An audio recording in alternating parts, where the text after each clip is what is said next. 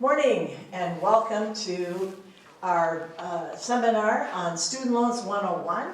We're coming to you from the MEFQ Business Center, which just opened. We've had a big week of many different seminars, a lot of people through. And if you happen to be in Rochester, you're welcome to come out. We're here till noon on 2nd Street in our Business Center. So also on Monday, I want to remind you that it's Carrying It Forward Day. Which means for you that we have free shredding all day from 7 in the morning till 5. Welcome to bring in your shredding. It'll be safe, secure, and we'll dispose of it for you. We also have flu shots on Monday from 10 to 1 in the parking lot here at our new business center. Today, it's my pleasure to introduce you to Sokha Yous. She brings over a decade of experience in the financial industry. She is our financial wellness counselor. Whether you need assistance looking at your credit report, maybe making a debt reduction plan, or just need some help in planning, she'll get you on the right path to financial wellness. Sokha is very dedicated to helping our members. She's a very caring and compassionate person. So it's my pleasure now to turn over the floor to Sokha Yous. Thank you. Thank you so much, Mary. I really appreciate it. Thank you all for being here in person and online. Again, my name is Sokha Yous. I'm a financial wellness counselor here with Mayo Employees Federal Credit Union. And today we're going to talk about Student Loans 101 because it's something that's a hot topic right now, and it's something a lot of people have a lot of questions on. So once you go online, there's too many information out there to try to decipher through. So today we're going to talk about how to pay for colleges and FAFSA, otherwise known as Federal Student Aid, when and how to apply for it, understand repayment options, and prepare for repayments. So paying for colleges, so you can pay for colleges with college savings plan, such as a 529 plan. You can also take out student loans, private loans, as well as federal loans. So federal loans are the ones that are that Biden just forgave $10,000, but the application is still not open for that just yet. Other ways to pay for colleges, you can get scholarships from the school, private scholarships, private grants, private student loans, and employee tuition reimbursement. So that's another great option as well. So here at Mayo Employees Federal Credit Union, there is scholarships available, and it's available with Mayo as well. Now, for federal student aid, FAFSA, before each year of college, students can apply for federal grants, work study, and loans with free application for federal student aid. That's what FAFSA stands for. Fill out that form. Your colleges uses your FAFSA data to determine your federal aid eligibility. And who qualifies? Well, pretty much everyone can apply for it. So people that, even if your parents make a lot of money, over $100,000 a year, you can still qualify for FAFSA as well. The best time to sign up is during the summertime. I believe the cutoff date is June 30th. By signing up, you can just type in FAFSA, and then you can. There's a couple of different options where you can go and apply for FAFSA online. So how to successfully repay your student loans. First things first, you want to identify your loans and then prepare your repayments, understand repayment options, and learn about the Public Service Loan Forgiveness Program. So to identify your loans, you want to identify if you have federal loans or private student loans. So federal loan aid, you can go to studentaid.gov, or you can also check your credit report and find out what kind of loans you have. So you can go to annualcreditreport.com, and once you scroll down to the section where it shows what kind of loans and debt you have, then you can determine if it's NELNet on there or if it's, so for us with Mayo Credit Union, we work with, my goodness, I forgot the name of our private student loans. Do you remember what it was? I forgot what it's called, I'm so sorry. But that's another option for private student loans as well. But if you have federal loans, you can go to creditreport.com, it'll show on there what your student loans owe. And you can identify your loans with the Federal Student Aid website. What kind of loans do you have? Do you have subsidized, unsubsidized, or private loans? So subsidized loans is when you have loans and your interest is not accruing until you pay for it. So and then subsidized is when the interest is accruing. And then also private loans depends on the contract that you have with the private company. Are your loans public service loan forgiveness eligible? You can go to this website to see if you're eligible for the PSLF program. So if you work for Mayo and you work at least 30 hours per week, which is considered their full-time hours, chances are you're eligible for it. Do you have any questions coming in online at this time? No? Okay, all right.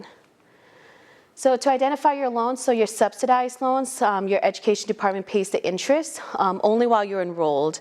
So for example, this is, could be what your loans look like when you get your statements.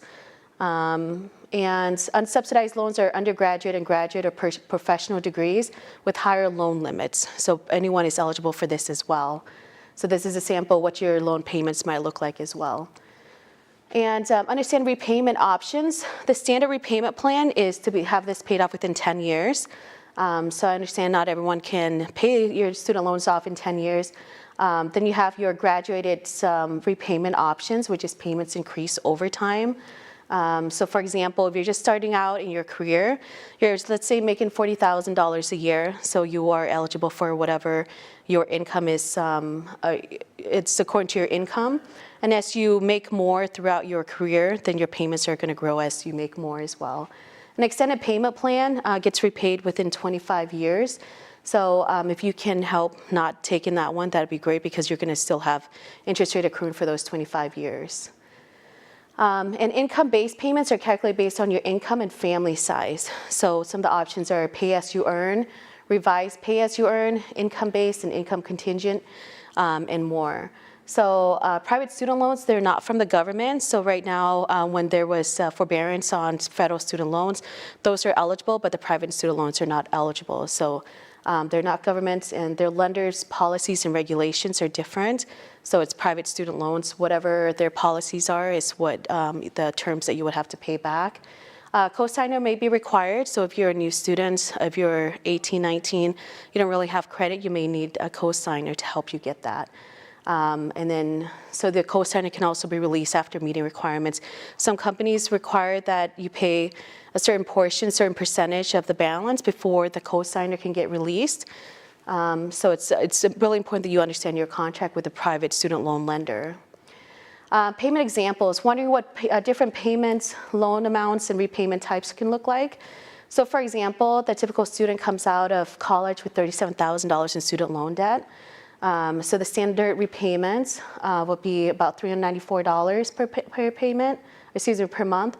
And the total interest paid if you choose a standard repayment plan is about $10,000. If you go for the graduated standard repayment plan, the typical payments looking at $2,200.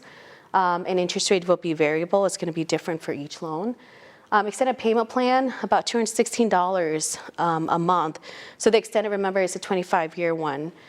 So your interest rate that you're paying for the entire life of the loan is $28,000. For a $37,000 loan, that's a lot of money. And pay as you earn, that'd be $350 per month, and you're paying roughly about $12,000 in interest rate for the entire lifetime of the loan. And then if you consolidate with our private student loans, you're looking at about $303 per month, or you're paying interest rate about $17,000 for the entire lifetime of the loan. And then, so typically the standard repayment is paid in 10 years. Your graduated standard repayment plan, 20% increase every 2 years. And then your extended repayment plan is 300 payments over 25 years. Your pay as you earn is 140 payments, or in other words, 11 and a half years. And then our payments are within, you can do 5 years, 10 years, or 15 years. So if you do 15 years, it's 180 payments, and that'd be the $303 a month. Wondering what type of loan amounts and repayment types could look like. So so if you go into get a graduate degree, you might be looking at about $50,000 in student loans as a total. So then your standard repayment plan for 10 years, you're looking at about $530 a month. So you pay a total interest rate, $13,600, okay? And if you go for graduate standard repayment at $50,000 over 2 years, then you're looking at about $300 a month. So for extended repayment, the 25-year plan, 300 payments, you're looking at $292 per payment, or a total of $37,700 in interest.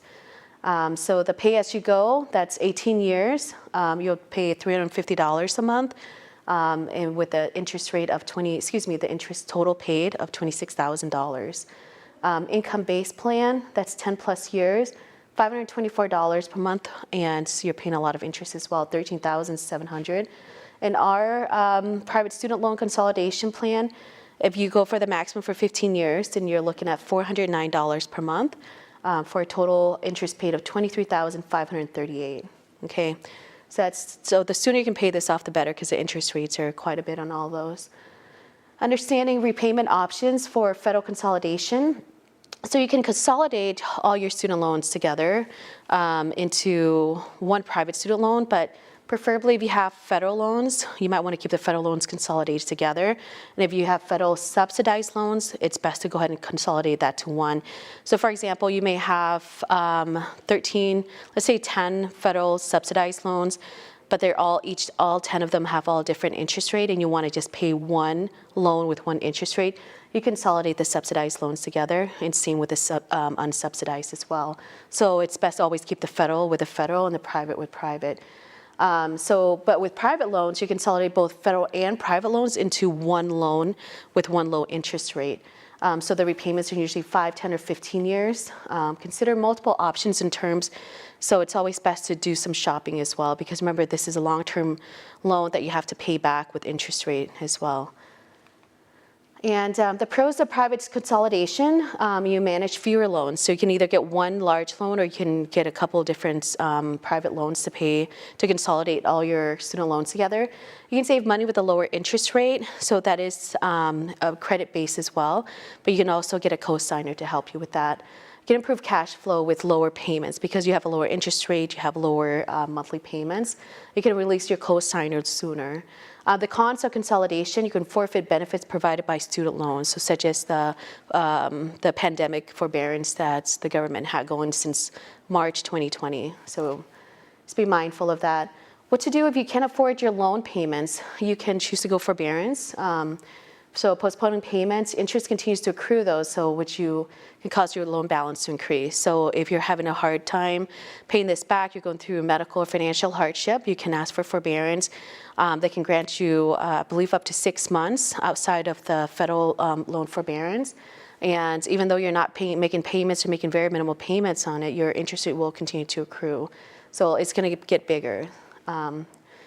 You can make changes, or you can make changes in your expenses and lifestyle to better afford your student loans. You can always get a second job. You can find a way to lower your payments by consolidating all your loans into one lower interest rate. But if you make some changes to try to get more money or lower your monthly expenses, you can put more towards your student loans. Okay, the pandemic forbearance, the CARES Act, is a forbearance and interest pause since March 2020. Executive order from former President Trump and President Biden. Repayments begin December 2022. Well, I believe it ends December 31st, 2022. So you should be getting letters about 60 days prior to your repayments. So keep an eye out for that. Make sure everything is accurate and monitor your accounts closely. So that concludes the student loans for today. Do we have any questions online or in person? So would that potentially be extended again, or is it? I think this is this is his final extension. So this is it, because they released that $10,000, or they got approved that $10,000 forgiveness, which we should be getting an open application any day now. And they stated that this is, in 2 weeks? Released in 2 weeks, okay, yeah. So then, and he also stated that this is the last extension as well. So keep an eye out for that, okay? Can you talk a little bit about the timing of applying? The timing of what? Applying for Student loans. Oh, sure. So usually if you apply for FAFSA, is that what you're talking about? Or is it for, okay, so when you apply for FAFSA, Let's say if you apply before you start school, by the time school, within a couple months, you should get approval for that though. And then it might tell you might be eligible for grants, eligible for different kind of federal student loans or private loans, depending on your family contribution and your income as well. So students who qualify for FAFSA, they can work up to for the max, if there's an income limit where you can qualify for the maximum amounts is $27,000. So if you or your family make less than $27,000, then you qualify for the maximum. But there is no really income limit for you to get some loans or grants as well. I know you got a link with the public service loan forgiveness eligibility. Yep. Can you just touch more on Yeah. what that is and, Yeah. who applies for it? I know you said Mayo people, but is it just people in the medical community? How does that work? Yeah, so the Student Public Service Loan Forgiveness Program, so it's eligible for anyone that's working in public service. So for example, Mayo is considered nonprofit. If you go to another nonprofit company, for any sort of nonprofit, it doesn't have to be medical. So anyone is eligible for that.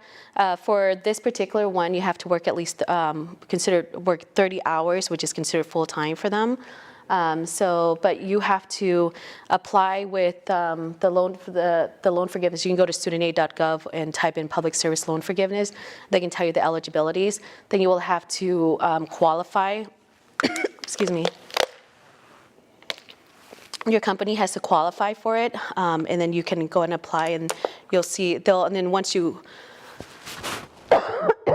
excuse me, once you apply for it, they'll go ahead and send you information to see if you qualify for the PSLF program, and then welcome you into it. And then each year you just have to recertify to make sure that your company is still qualifying, you still qualify for it. Sure. This is the thing where you make payments for 10 years? Absolutely. So it's 120 payments, so the 10-year program. Anything after that will be forgiven once you qualify. So for example, if you work for Mayo for a couple years, you decide you want to go somewhere else and just to be somewhere else, whatever the situation is, and then you're working for a for-profit company, but you decide to come back to Mayo within a couple years, you're still all you have to do is just recertify and make sure that you're eligible again to get back in the PSLF program. Then it's going to pick up right where you left off. So you work for Mayo for 2 years, you're gone for 2 years, you come back for year 3 to year 10, and then you'll still qualify for that. So, yep. Any other questions on there? No? Okay, we're good to go. Thank you so much for joining us today.